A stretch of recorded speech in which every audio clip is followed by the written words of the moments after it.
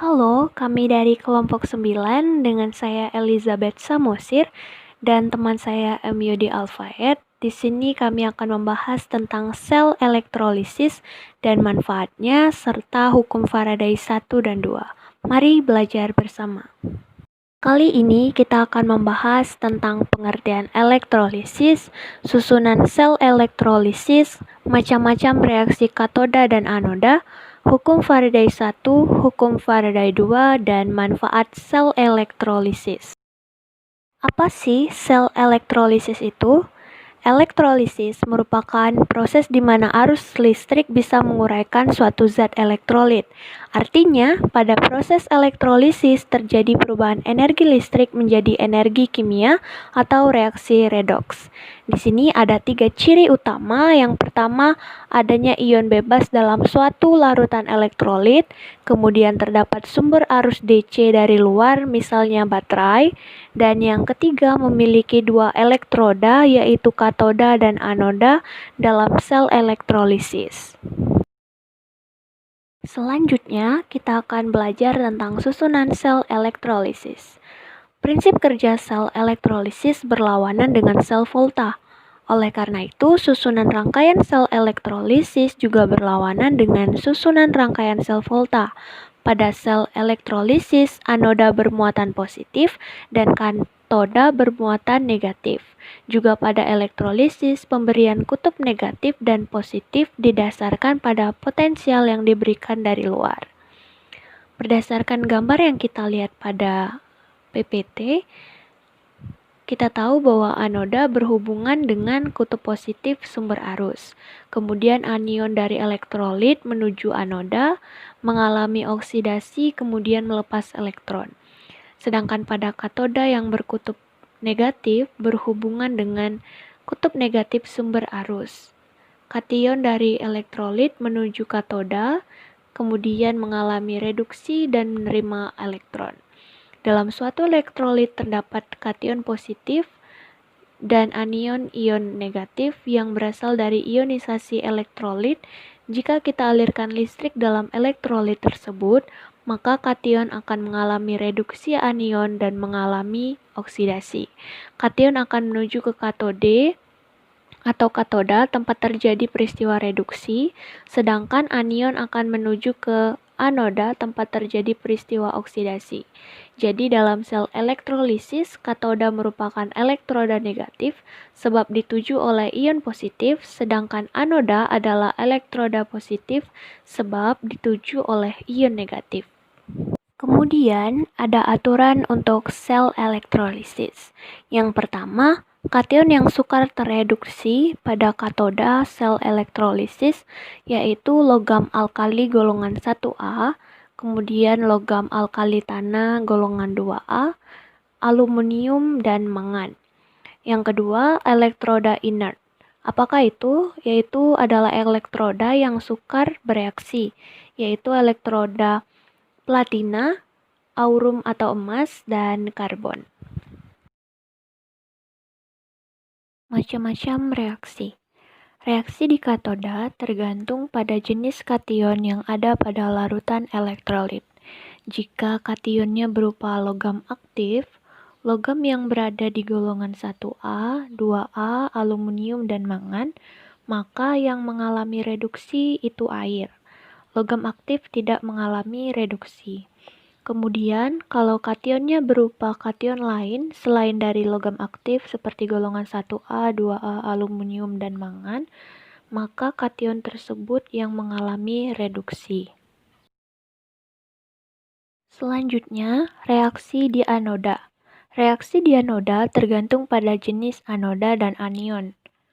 Reaksi ini terbagi menjadi 2 jenis. Jika karbon adalah inert, atau artinya elektroda tersebut tidak bereaksi atau sudah stabil, ada 3 jenis elektroda inert, yaitu platina, emas, dan karbon. Kemudian dibagi lagi menjadi 2. Jika inert itu sisa asam oksi, maka air yang teroksidasi. Kemudian jika dia sisa asam lain atau OH-, maka anion yang teroksidasi. Kemudian ada anoda tidak inert. Jika anoda tidak inert, maka anoda tersebut yang teroksidasi.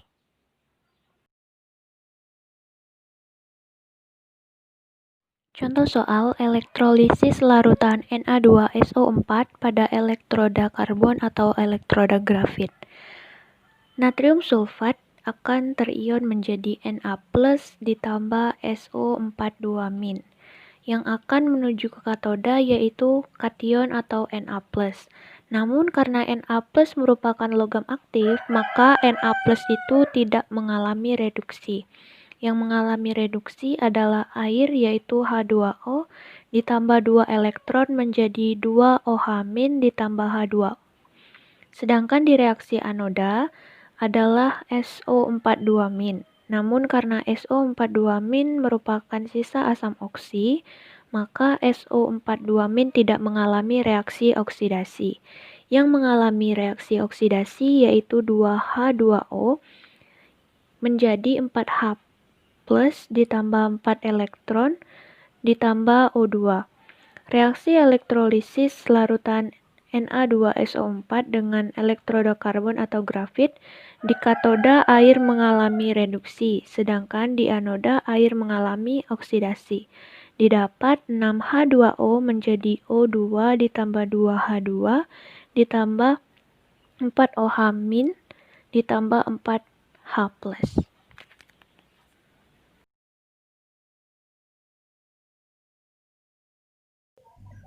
Hukum Faraday. Massa zat yang dihasilkan pada suatu elektroda selama elektrolisis berbanding lurus dengan jumlah muatan listrik yang digunakan. Secara sistematis, hukum Faraday 1 dapat ditulis dengan persamaan berikut: G berbanding lurus dengan Q. Sebagaimana jumlah muatan listrik sama dengan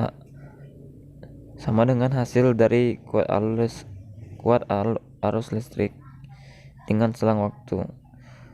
Massa zat yang dihasilkan selama elektrolisis juga berbanding lurus dengan kuat arus dan muatan listrik Q yang digunakan dalam elektrolisis berbanding lurus dengan jumlah mol elektron yang terlibat dalam reaksi redoks. Secara eksperimen diperoleh bahwa 1 mol elektron memiliki muatan listrik sebesar 96.500 coulomb. Nilai muatan listrik elektron ini ditetapkan sebagai konstanta Faraday. Jadi hubungan ini dapat dirumuskan sebagai berikut: Q sama dengan reaksi redoks dikali konstanta Faraday. Hukum Faraday 2. Massa zat yang dihasilkan pada suatu elektroda selama elektrolisis berbanding lurus dengan massa ekivalen zat tersebut. Secara matematis, hukum Faraday 2 dapat ditulis dengan persamaan berikut: G berbanding lurus dengan MIK atau massa ekivalen. Massa ekivalen zat adalah massa yang dengan jumlah mol secara stoikiometri dengan 1 mol elektron.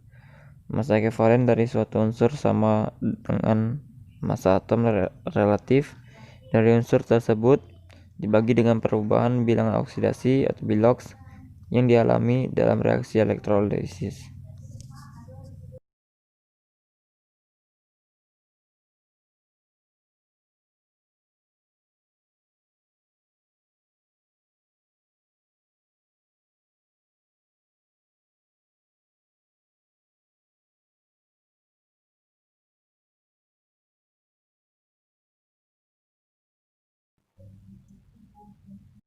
Manfaat sel elektrolisis. Pembuatan unsur dan senyawa. Beberapa unsur dan senyawa dapat diproduksi melalui elektrolisis seperti logam, alkali tanah, halogen, dan lain-lain. Contohnya proses kloralkali di mana Cl2 dan NaOH dibuat dari elektrolisis larutan NaCl. Pemurnian logam dapat dimurnikan dengan elektrolisis dengan komponen sel katoda sebagai logam murni, anoda sebagai logam kotor, dan elektrolit sebagai larutan garam-garam. Penyipuhan atau atau electroplating. Penyepuhan adalah proses perlindungan logam terhadap korosi dengan logam lain atau untuk memperbaiki penampilan logam dengan komponen sel. Seperti katoda sama dengan logam yang akan disepuh, anoda logam penyepuh, dan elektrolit larutan garam logam penyepuh. Contoh penyepuh logam adalah yaitu penyepuhan besi Fe dengan perak Ag.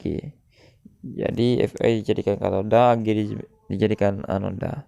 Dan larutan garam Ag misalnya AgNO3 dijadikan elektrolitnya.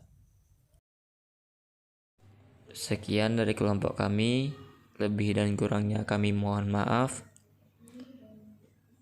Kami ucapkan terima kasih.